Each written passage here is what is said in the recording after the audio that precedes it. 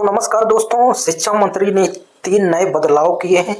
जो बदलाव आप यानी कि यहाँ पर हम बदलाव के बारे में बात कर रहे हैं कि 10वीं और 12वीं वालों के लिए जो है खुशी की बात है, जो इसके लिए उनके लिए ये नाच पड़ेंगे। जैसे यहाँ पर दिया हुआ है, यहाँ पर लिखा हुआ है कि यानी कि 10वीं और 12वीं के जो बालक हैं उनके लिए अच्छी अपडेट क्या निकल के आई है। मैं यहाँ पर आपको बता दूं कि जैसे आप देख पा रहे होंगे कि यहाँ पर जैसे 10वीं और यहाँ पर 12वीं के लिए वाले जो है खुशी से नाच पड़ेंगे। ये क्यों नाच पड़ेंगे, आज की इस वीडियो में आपका भाई आपको वो यानी कि बताने वाला है। को मिलेगा यहाँ पर मोदी ने जो है परीक्षा में 2 नए नियम जो है लागू किए हैं। यहाँ पर देखने को मिल रहा है कि 2 नए नियम लागू होंगे जो 10वीं और 12वीं के बालक हैं उनके लिए बहुत ही अच्छी खुशखबरी और बहुत ही अच्छी अपडेट निकल के आई है। जो यहाँ पर उनके लिए खुशी से नाच पड़ने वाली जो बात निकल के आ रही है दोस्तों, तो यहाँ पर मैं आपको लाइव प्रूफ डिटेल से एक एक करके बताने वाला हूँ आज की इस वीडियो में। तो चलिए दोस्तों, वीडियो को स्टार्ट करते हैं। एंड चैनल पर पहली बार आए हो तो चैनल को लाइक एंड सब्सक्राइब जरूर करिएगा। अब बात आती है कि आखिर कौन सी ये योजना है जो नए नियम लागू किए हैं, जो मोदी सरकार ने यहाँ पर पीएम माननीय हमारे प्राइम मिनिस्टर ने जो ये नियम लागू किए हैं। आखिर ये कौन से नियम होंगे जिसमें यानी कि 10वीं और 12वीं वालों का लाभ होने वाला है। तो चलिए स्टार्ट करते हैं। आपको पहले ही बोला वीडियो को स्किप नहीं करना, एंड तक वॉच करना। एंड वीडियो पर पहली बार आए हो तो सब्सक्राइब लाइक कमेंट जरूर करिएगा, ताकि यार आप लोग लाइक नहीं करते तो अच्छा नहीं लगता और कमेंट नहीं करते। इतने मेहनत से आपके लिए वीडियो बनाते हैं तो इतना जरूर कर दीजिएगा। चलिए स्टार्ट करते हैं। तो दोस्तों, आप यहाँ पर अभी देख पा रहे हो बोर्ड एग्जाम जो न्यूज़ निकल के आएगा, ये है हमारे सामने। यहाँ पर जो न्यूज़ निकल के आई है सामने, यहाँ पर कहा गया है कि केंद्रीय सरकार जो है केंद्रीय माध्यमिक शिक्षा बोर्ड जो है CBIS ने 2025 की बोर्ड परीक्षा को यानी के लिए कुछ महत्वपूर्ण जो है बदलाव किए हैं जो नए 10वीं और 12वीं के छात्रों पर यानी कि लागू होंगी। अब इस बदलाव में का जो मुख्य उद्देश्य होगा छात्रों की शिक्षा की गुणवत्ता की सुधार लाना और उनके समग्र विकास को बढ़ावा देना है। यानी कि ये आपको देखने को मिलेगा। और CBIS जो है CBASI जो है यहाँ पर यानी कि मनाना है कि इन नए जो नियम हैं वो छात्रों के लिए बेहतर और शैक्षणिक माहौल मिलेगा और वे अपनी आत्माओं ये क्षमताओं को पूरा जो है अच्छी तरह से उपयोग कर पाएंगे।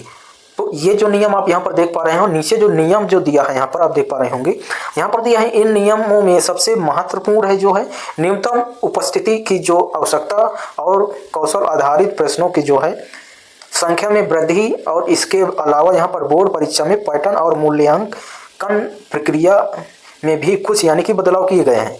यानी कि यहाँ पर दिया है, जैसे हमने अभी आपको बताया कि मूल्यांकन जो प्रक्रियाओं में और यहाँ परीक्षा पैटर्न में जो है बोर्ड परीक्षा पैटर्न में और यहाँ पर प्रश्नों की संख्या की वृद्धि में यानी कि आपको बदलाव देखने को मिलने वाले हैं। हो सकता है आपको कम प्रश्न करने को यानी कि मिले और या ज़्यादा प्रश्न मिले, ये आपको यहाँ पर जो है बदलाव किया गया है कम प्रश्नों के लिए। आइए इन नियमों के बारे में मैं आपको यानी कि विस्तार से बता देता हूँ और समझाते हैं कि छात्रों के लिए जो फायदेमंद जो नियम है। यहाँ पर हम बात करते हैं पहले नियम की नज़र में जो आते हैं। यहाँ पर दिया है CBSI ने जो 2025 की यहाँ पर परीक्षा के लिए कई महत्वपूर्ण बदलाव किए हैं।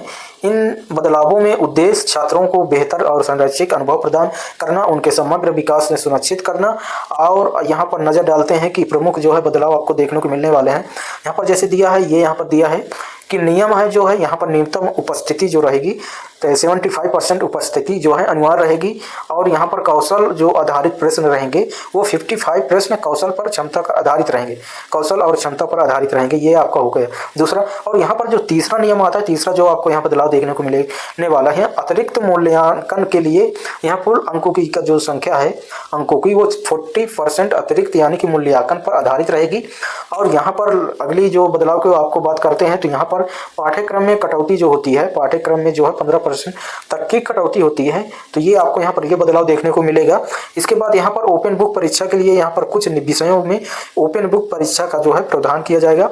और यहाँ पर डिजिटल जो है मूल्यांकन जो है चुनिंदा विषयों में डिजिटल यानी कि मूल्यांकन किया होगा। और यहाँ पर 2 सत्र परीक्षा होगी, 2026 से 2 सत्र परीक्षा यानी कि प्रणाली लागू होगी।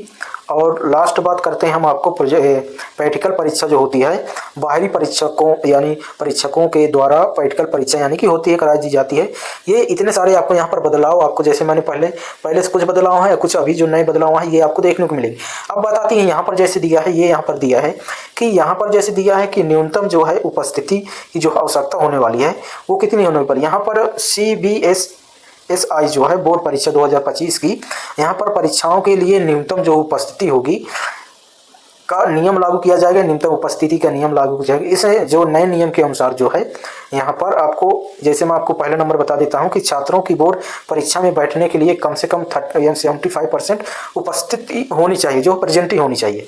और यहाँ पर हम बात करते हैं जो नए जो नियम है 10वीं और 12वीं दोनों कक्षाओं के छात्र पर लागू होगी, ये जो है नए नियम है। और यहाँ पर उपस्थिति की जो गणना है 1 जनवरी तक जो है की जाएगी। और यहाँ पर विशेष परिस्थितियों में 25% यहाँ पर दिया है, 25% तक की यानी कि यहाँ पर छूट दी जाएगी। अब यहाँ पर जो नियम में बदलाव आपको देखने को मिलेगा, मुख्य उद्देश्य छात्रों को नियमित रूप से स्कूल आने और अपनी पढ़ाई पर ध्यान देने के केंद्रीय करने के लिए जो है प्रवाह जो है प्रोत्साहित करती है। ये आप जो है नियम के आधार पर नियमित उपस्थिति के छात्रों को वह केवल आध्यात्मिक रूप से यानी कि लाभ होगा, बल्कि उनके समग्र व्यक्ति का विकास और मदद होगी मिलेगा यानी कि पढ़ाई में उनको। ये आपको बदलाव यहाँ पर देखने को मिलने वाले हैं और इसके लाभ आपको जैसे माने इतने सारे ये सब होने वाले हैं। तो यही आपको बदलाव में मिलने वाले हैं। यहाँ पर बोर्ड परीक्षा की जो है विशेष परिस्थितियों में 35% तक की छूट का प्रदान किया जाएगा, जो शामिल हो सकते हैं यहाँ पर चिकित्सा की आपात स्थिति में और राष्ट्रीय अंतर्राष्ट्रीय खेल जो है प्रतियोगिताओं में भागीदारी लेने पर ये और अन्य गंभीर कारणों पर यानी कि 75% तक की छूट दी जाएगी। ये आपको यहाँ पर देखने को मिलने वाला है, जिसमें आपको यानी कि 10वीं कक्षा में 50% प्रश्न जो है आधारित होंगे और यहाँ पर 12वीं परीक्षा में 40% से बढ़ाकर 50% जो है कौशल विकल्प द्वारा आधारित किए जाएंगे। और यहाँ पर तीसरा पॉइंट में हम बात करते हैं कि प्रश्न में बहुविकल्प के जो प्रश्न होते हैं MCQS जो और उसके स्टडी में शामिल होंगे, जो यानी कि केस स्टडी में जो शामिल होंगे, इस स्टडी में वगैरह में जो भी होंगे ये आपको यानी कि बहुविकल्प के प्रश्न वगैरह ये सब शामिल होने वाले हैं। और यहाँ पर प्रश्नों के उद्देश्य पर रटने का जो वजह समझ में और यह मूल्यांकन करना होगा, यानी कि ये आपको काफ़ी सारे यहाँ पर जो है लाभ और प्रश्नों को ये समझाने का जो है यहाँ पर वो उद्देश्य मिलेगा। तो इतने ये आपको बदलाव आपको देखने को मिलने वाले हैं, जो यानी कि कुल अंकों की जो संख्या होने वाली है 40% अतिरिक्त मूल्यांकन पर आधारित होगी। शेष जो है 60% अंक जो है अंतिम बोर्ड की परीक्षा पर आएंगे और अतिरिक्त मूल्यांकन प्रोजेक्ट और जो है असाइनमेंट और आवधिक परीक्षाएं पर शामिल होंगी। ये आपको यहाँ पर यानी कि बदलाव छात्रों के नियंत्रण और समग्र मूल्यांकन में बढ़ावा देगा और यहाँ पर ये बदलाव मिलने वाले हैं। यहाँ पर और सारी यहाँ पर अपडेट दिया हुआ है, तो आप यहाँ पर हम जैसे आप यहाँ से ये बदलाव यहाँ पर जैसे दिया है मूल्यांकन के फायदे वगैरह तो आप पढ़ सकते हैं। नहीं तो ये आपको यानी कि इतने सारे जो हम बताया ये बदलाव आपको देखने को मिलने वाले हैं। तो चलिए दोस्तों वीडियो को यहीं से एंड करते हैं और इसी तरह की जानकारी के लिए आप इस पेज को सब्सक्राइब एंड बेल आइकन को जरूर दबा लीजिएगा, या चैनल को जरूर सब्सक्राइब कर लीजिएगा, ताकि आपके जो है अब तक ये योजना और ये न्यूज़ जो है हर प्रकार की आप तक पहुंचती रहे। गवर्नमेंट से रिलेटेड जो भी होगा हम आप तक, पेंशन या कोई भी होगा तो आप तक पहुंचती रहे। चलिए दोस्तों, जय हिंद, जय भारत, जय श्री राम।